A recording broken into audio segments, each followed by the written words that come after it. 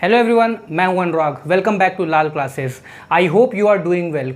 Grammar basic to advance series में आपका स्वागत है और आज हम पढ़ने जा रहे हैं इम्फेटिक प्रोनाउन। मेरा last video grammar basic to advance series में ही रिफ्लेक्सिव प्रोनाउन पे था, तो आई होप आपको वो समझ में आया होगा। तो चलिए आज स्टार्ट करते हैं इम्फेटिक प्रोनाउन। इम्फेटिक प्रोनाउन क्या होता है उसे समझते हैं।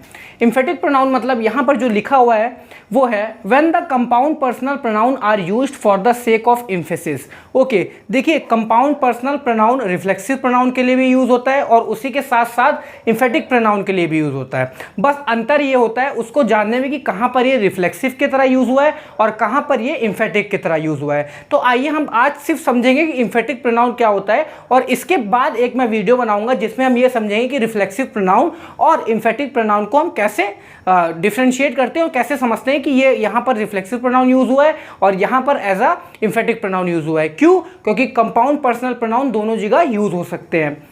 चलिए तो अब समझते हैं। लिखा हुआ है when the compound personal pronoun are used for the sake of emphasis. जब भी कंपाउंड पर्सनल प्रोनाउन को अगर हम यूज करेंगे जोर देने के लिए, जो नाउन उससे पहले यूज हुई है उस पर जोर देने के लिए, अगर उसके लिए कोई जो हमारी प्रोनाउन आ रही है, कंपाउंड पर्सनल प्रोनाउन आ रही है, तो उसे हम कहते हैं इम्फेटिक प्रोनाउन। और इम्फेटिक प्रोनाउन को पकड़ना, एनालाइज करना, मतलब कि सबसे पहले जो इसको अगर समझना आपको है तो आप ऐसे समझ सकते हैं कि इम्फेटिक प्रोनाउन बिल्कुल नाउन के बाद ही आती है। जिसके बारे में बात कर रही होती है उसके तुरंत बाद ही आ जाएगी और कभी कभी जो है बाद में भी आ जाती है सेंटेंस में। अगर हम उसको चाहें तो उसको उठाकर नाउन के बगल में भी रख देंगे तो मीनिंग बिल्कुल वही आएगी और उसको ही कहते हैं हम लोग इम्फेटिक प्रोनाउन। आइए समझते हैं सेंटेंस से। पहला सेंटेंस है I will do it my self. मैं ये करूँगा। अब लिखा है कि मैं ये करूँगा। अब इसमें अगर मैं माई सेल्फ ना लगाऊं तो बिल्कुल सही कि मैं ये करूँगा, मगर माई सेल्फ लगा रहा हूं तो मुझे हिंदी में भी इसकी मीनिंग थोड़ी बढ़ानी पड़ेगी, फर्दर जो है इसमें ऐड करना पड़ेगा और वो होगा मैं ये खुद ही करूँगा। तो यहाँ पर मैं ये खुद ही करूँगा, तो देखिए मैं खुद ही, तो यहाँ पर क्या किया जा रहा है, जो मैं है उस पर ज़्यादा जोर दिया जा रहा है कि भाई इसको मैं ही करूँगा।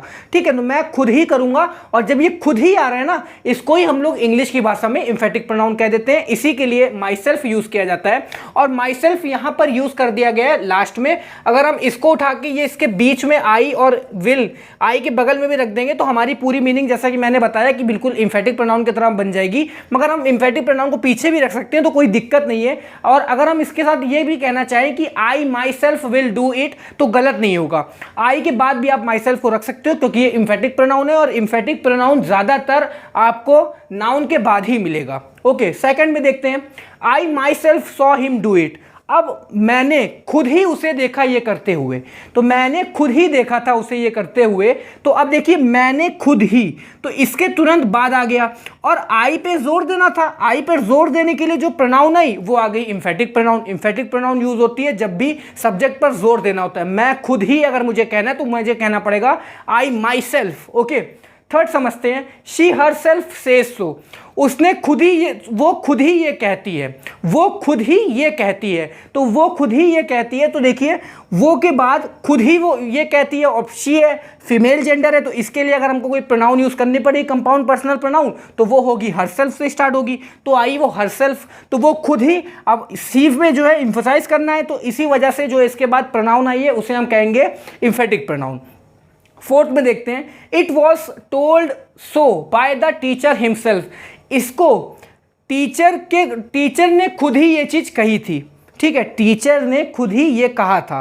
तो ये किसने कहा? टीचर ने खुद ही कहा। तो टीचर, द टीचर, अब टीचर क्या था उसका हमने ये बता दिया कि वो जेंडर जो था वो मेल था, तो इसीलिए हमने हिमसेल्फ लगा दिया। अब टीचर ने खुद ही कहा तो टीचर के बाद तुरंत ये जो आपकी प्रोनाउन आई हुई है कंपाउंड पर्सनल प्रोनाउन, इसे हम कहेंगे इम्फेटिक क्योंकि ये जो इससे पहले नाउन आई है इस पर जोर दे रही है। ओके, फिफ्थ है the town itself is not very large. अब टाउन खुद ही इतना बड़ा नहीं है, टाउन खुद ही इतना बड़ा नहीं है, तो टाउन पे जोर दिया जा रहा है। और टाउन के लिए अब देखिए टाउन का कोई जेंडर तो होता नहीं है तो उसके लिए हम न्यूट्रल जेंडर लेंगे तो इट लिया है। ठीक है, इटसेल्फ तो खुद ही इतना बड़ा नहीं है, तो यहाँ पर इटसेल्फ जो आया है वो टाउन के लिए जोर देने के लिए आया है, तो यहाँ पर भी इटसेल्फ जो यूज हुआ है वो एज अ इंफेटिक प्रोनाउन यूज हुआ है। तो आई होप आपको समझ में आया होगा कि इंफेटिक प्रोनाउन क्या होता है। इंफेटिक प्रोनाउन जब भी जो नाउन आ रही है उसको जोर देने के लिए अलग से कोई प्रोनाउन आती है तो उसे हम कहते हैं इंफेटिक प्रोनाउन। और इसकी सबसे बड़ी पहचान ये है कि नाउन के तुरंत बाद ही आ जाती है,